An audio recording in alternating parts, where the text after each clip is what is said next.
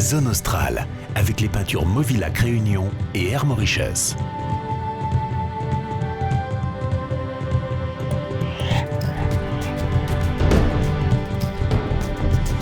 Ce soir, Zone Australe poursuit son voyage en Namibie, et plus particulièrement dans le désert de Namib, pour découvrir de multiples activités. C'est un reportage signé Serge Marisy et Marine Weiss. Avec ses dunes immaculées, ses pistes qui se déroulent à l'infini, ses plaines arides et son océan fougueux, la Namibie, à seulement quelques heures de vol de la Réunion, est un véritable terrain de jeu pour les amoureux de la nature. Un jeu bien encadré qui permet de découvrir ces trésors au plus près. Dans le désert, on goûte un petit échantillon d'immensité, car la majeure partie du pays est protégée. Bien sûr, il y a beaucoup de jeunes et tout ça, ils veulent du fun, mais pour éviter tout problème, la Namibie, on a un peu plus de 350 km de long de dunes de sable sur 150 km de large. Et en fait, l'État a donné, entre guillemets, 10 km sur 1 km de dunes aux jeunes. Elle a dit, ça, c'est à vous. Vous pouvez vous amuser avec vos quads, vos motos. Le reste, vous n'avez pas le droit d'y aller. Alors direction Swakopmund et ses dunes, une mer de sable à perte de vue et une envoûtante envie de s'y plonger. Quoi de mieux que le quad pour entrer au cœur du désert ? En petits groupes, un guide emmène les touristes découvrir l'immensité de ces espaces. Attention, impossible de s'y promener seul. Le désert est dangereux et fragile. The dune belts alone is part of the Namib Desert. Ces dunes font partie du désert du Namib. Elles font 35 km de long et 5 km de large entre Walvis Bay et Swakopmund uniquement. C'est le désert le plus ancien du monde. Ces dunes sont les plus sauvages et préservées au monde. C'est pourquoi il faut impérativement être accompagné pour y aller. Vous signez une décharge, vous écoutez bien le guide et c'est parti pour l'aventure. Sandwich Harbour, lui aussi, n'est accessible qu'en véhicule motorisé. Pour atteindre ce site époustouflant, il faut emprunter un 4x4 d'une des compagnies qui y opèrent. Pour éviter de s'égarer, mais aussi pour protéger cet écosystème fragile. La piste qui y mène se perd dans l'immensité des dunes battues par les flots.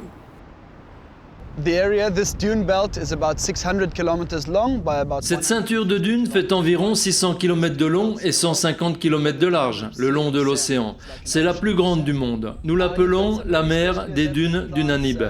Pour nous, c'est un grand plaisir de vous faire vivre cette expérience et de vous emmener dans cet océan de sable. We call it the Namib Sea of Sand. It is like an ocean of sand.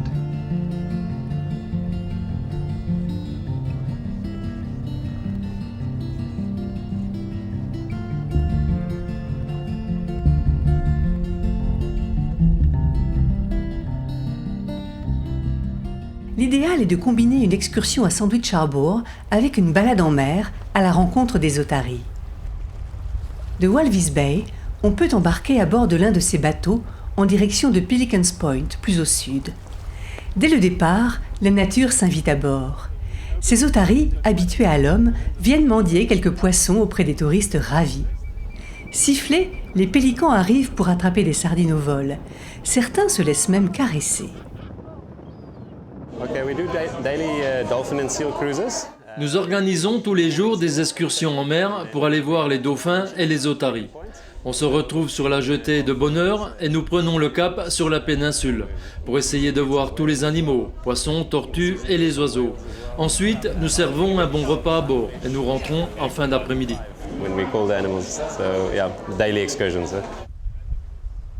Grâce au courant froid de Benguela, l'océan Atlantique regorge d'une vie foisonnante et variée. Dans ces eaux riches, plus de 2 millions d'otaries sont recensées. Elles n'ont d'autres prédateurs que les hyènes et les chacals qui s'attaquent aux petits sur la plage. Les pélicans, mouettes et cormorans, eux, se délectent des nombreux poissons qui frétillent en banc. À Walvis, ils sont à portée de caresse.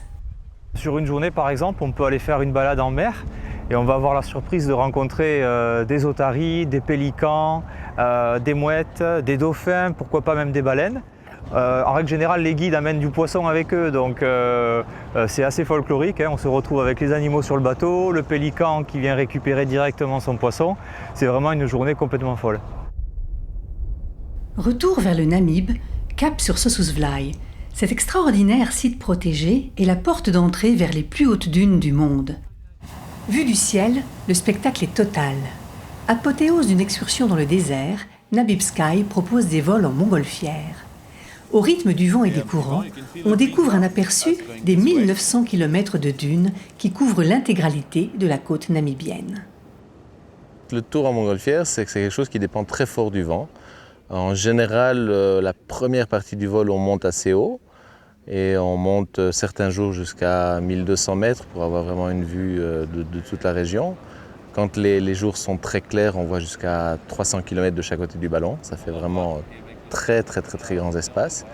Et puis, on prend les vents, on essaie toujours de s'approcher un maximum des dunes. Et chaque jour est différent. Ça fait 21 ans qu'on est là et on ne se pose jamais au même endroit. L'endroit où on s'est posé aujourd'hui, ça faisait quelques mois qu'on n'y était pas.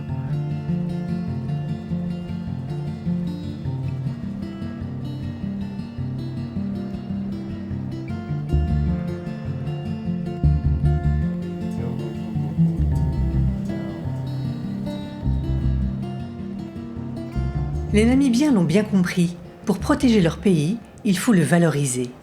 Une préoccupation environnementale qui est aussi appréciée des touristes. Découvrir le désert du Namib, c'est aussi le respecter. Toutes les dunes ne sont pas ouvertes à la randonnée, à la marche, au 4x4. Donc ça permet aussi d'avoir une concentration de gens sur des sites bien ciblés, puisque c'est les endroits les plus beaux qui nous sont ouverts, mais ça permet aussi de laisser la vie animale tranquille tout autour. Encore peu connue, la Namibie a le don de conquérir le cœur des voyageurs. Beaucoup en tombent éperdument amoureux.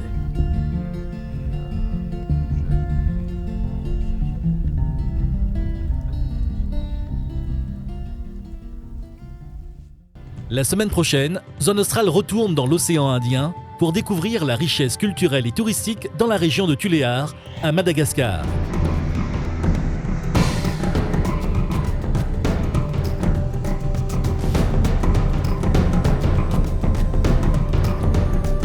Zone Australe, avec les peintures Movilac Réunion et Air Mauritius.